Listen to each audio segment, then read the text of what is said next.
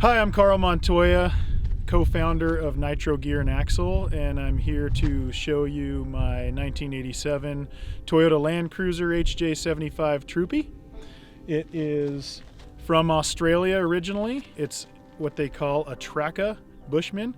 Trakka was a company that outfitted Land Cruisers in Australia for travel in the outback, kind of similar to like a Volkswagen Westphalia van, but something that could travel off-road, remote areas, etc. Bushman was the model. I acquired this about 4 years ago. It was already imported from Australia to the States, and I found it on an article on Expedition Portal.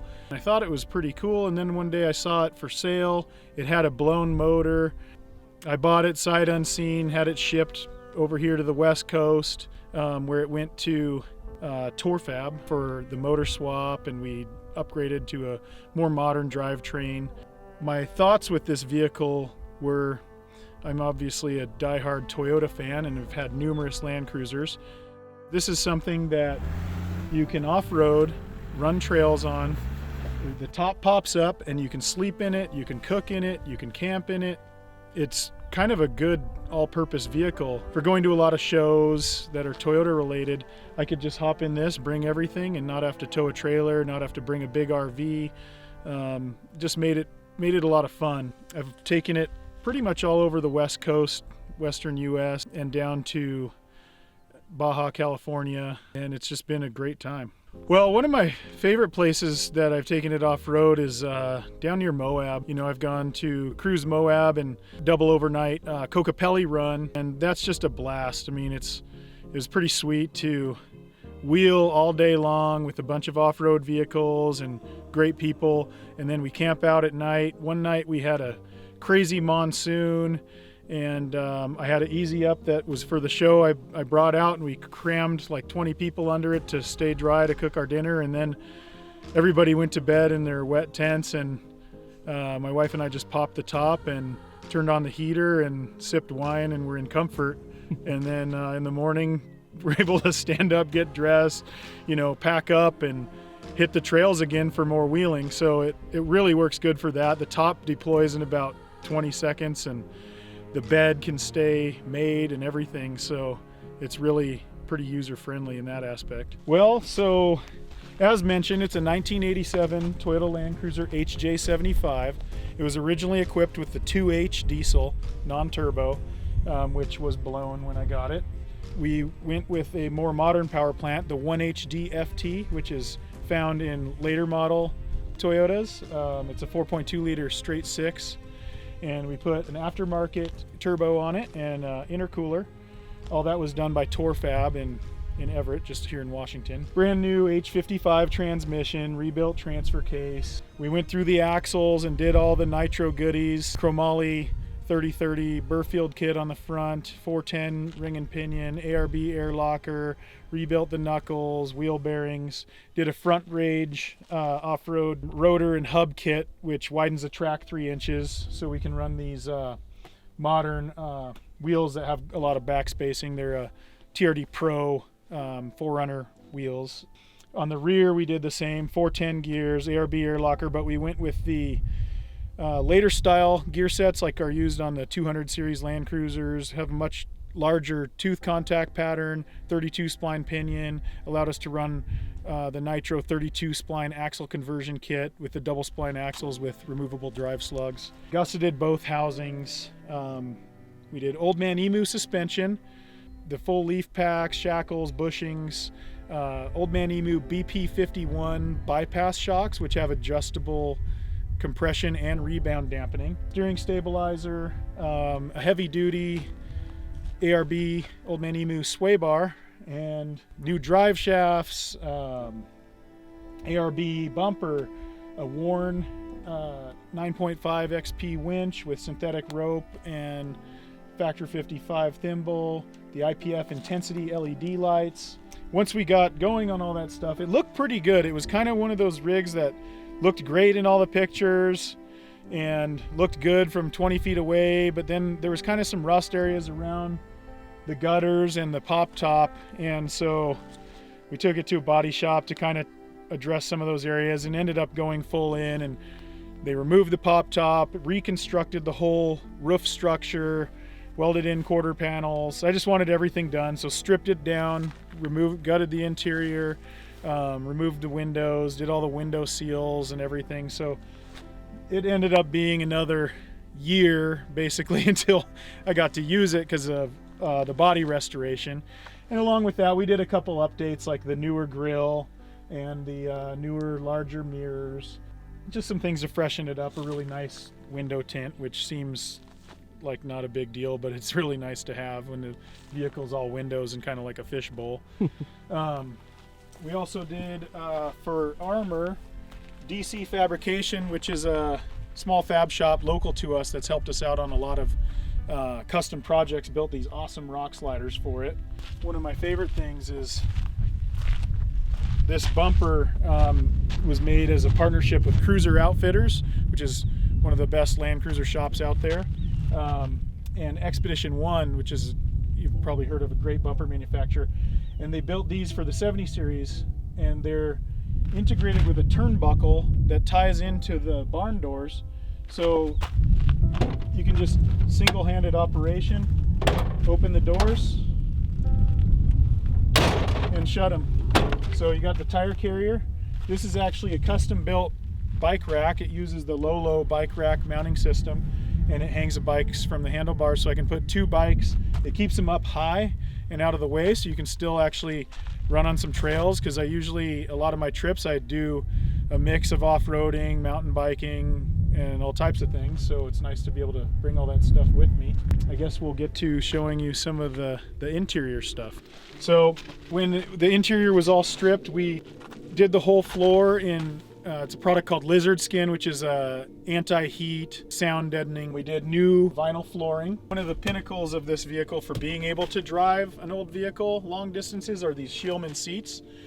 They're an orthopedic ergonomic seat that really helps keep you comfortable. When I picked this up from Goose Gear after doing the build up, it had these seats. I was coming out of a really bad tailbone injury, and on the way down there, it was horrible with the original seats, and on the way back, it was really not so bad with these seats. You can drive all day long. They're heated, you know, they're a nice modern looking seat, very sturdy. You know, there's bracketry that allows you to still slide them. They flip forward for access to the rear. Okay, so this is what it's like in the driver's seat. Very comfortable in the Shieldman seats. It's a right-hand drive car. Probably a lot of you haven't driven one.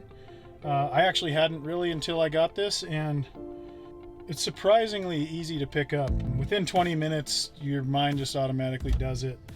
The shifter works the same. You're going to shift left-handed. The pedals are still in the same position. Left is still the clutch, right is still the gas. The only thing that I do sometimes is the windshield wipers and the turn signals are opposite of what you're used to. So, you know, sometimes I'll go to make a turn and I flip on the windshield wipers. But that only happens if I haven't driven it for a while, and then if I drive this for a week and I drive a regular car, I might do that. But it does have AC, and that all works. You know, it's got heat. Standard manual controls, those have all been replaced as well. Bluetooth stereo, which at least you can listen to music and podcasts. Doesn't really work that great for having conversations going down the highway. It's not the most quiet vehicle. It's not the most loud vehicle, but we've got a boost gauge and a pyrometer, so you can monitor your EGTs and, you know, see your boost from your turbo. Here's the rear fuel tank gauge, and there's a switch here to switch between the main and auxiliary tank. There's a hand throttle down here that you can twist. So if you're going to winch or you're going to jump start somebody or something, you can crank up the idle here and put it back down when you're done. So we got your locker switches here. You got your compressor switch here. These are for the lights. There's a switch here for the glow plugs. It's actually not glow plugs. It's a heat grid in the intake, which is what the 1HDFT uses, and it is hooked up and functioning. This switch, where it says up and down, that's the switch for the solenoid to switch from the snorkel to the high volume airflow airbox. Switches for the heated seats. We got 2-wheel drive, 4 high, neutral, and 4 low right here for the transfer case. pretty simple. Doesn't get more simple than that. We did put on a locking glove box door for keeping your valuables secure, and the instrument cluster has been switched so that the gauges work with this engine. It has 174 740 on the odometer right now. That is not accurate. This vehicle came from Australia with who knows how many 400 and something thousand kilometers on it. But as you know, everything, literally almost every nut and bolt on this thing has been touched, and every mechanical component has been replaced or rebuilt.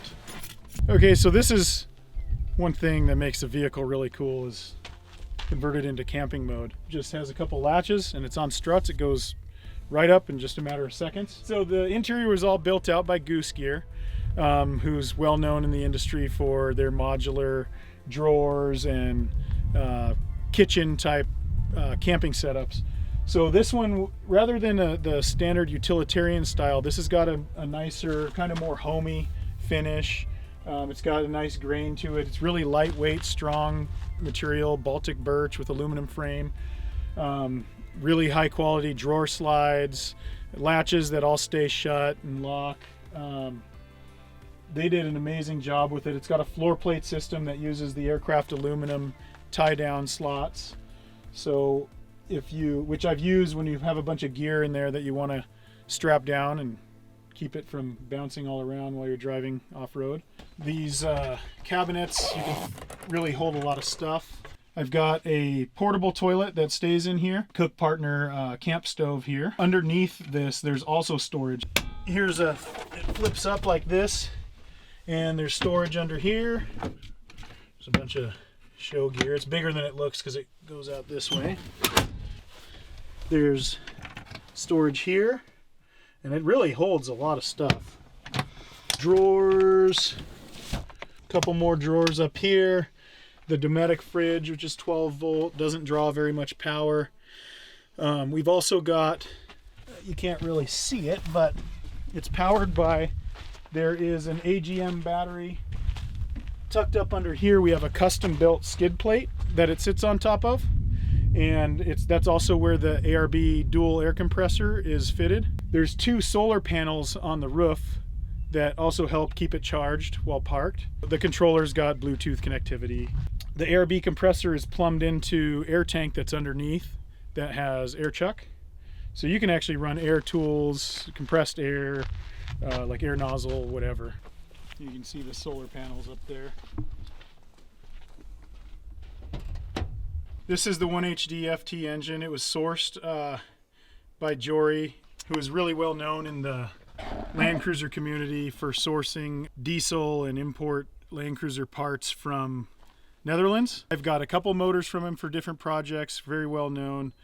I don't know exactly how many miles it came with, but it was a low mileage engine, and freshened up a bunch of things like seals and gaskets and stuff like that while it was apart. AC's been recently serviced. We use these Full-Throttle AGM batteries, so there's a huge amount of cranking power here.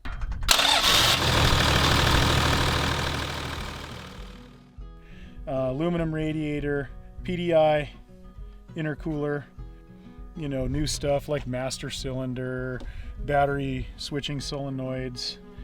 This is kind of a unique feature here. When Torfab did the engine swap, because with the aftermarket turbo it needs a lot more airflow, and the snorkel is designed for you know, stock setup, it doesn't flow as much air, so the air box is actually on a solenoid. So for normal highway driving, it pulls air from below, so it has plenty of airflow for as much as, you know, the turbo and the motor wants. If you wanted to go into a particularly nasty situation or a river crossing, you can hit a switch and it closes that solenoid and it'll pull from the snorkel. So kind of seems maybe a little over the top and silly, but it's actually functional, and that way we don't have a snorkel that's on the side of the vehicle for no reason. One bummer part is we did the motor swap and everything prior to all the body work, so it's not a frame off type restoration. So it's not clean fresh paint under the hood, because the motor was already swapped in when we did the rest of the body work, but the inside was all gutted and everything for that. So kind of the best we could do with the order in which we did things.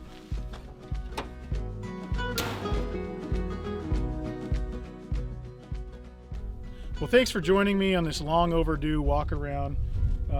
This vehicle has been amazing. It's been kind of a pride of joy, a labor of love. It's really been fun over the past few years traveling around, and you know, a lot of people will come up and talk to you and ask you about it. Obviously, it's right-hand drive, so that's the first thing people seem to notice. But then, you know, with the pop top and things like that, I mean, it appeals to a pretty wide audience. You know, I have people with Volkswagens coming up that say that they wish they could get something like that because more reliable and more off-road worthy than a Vanagon, but still with the great camping ability. And that's kind of what the purpose was, I think, when Trakka set out to build these things originally. If you have any more questions or want to get any of these products, obviously all this stuff is available, nitro gear and axle. If you have any other questions, hit us up. You can find more info on the vehicle on Instagram @NitroGearCarl is my handle. Feel free to reach out to me directly if you have any questions.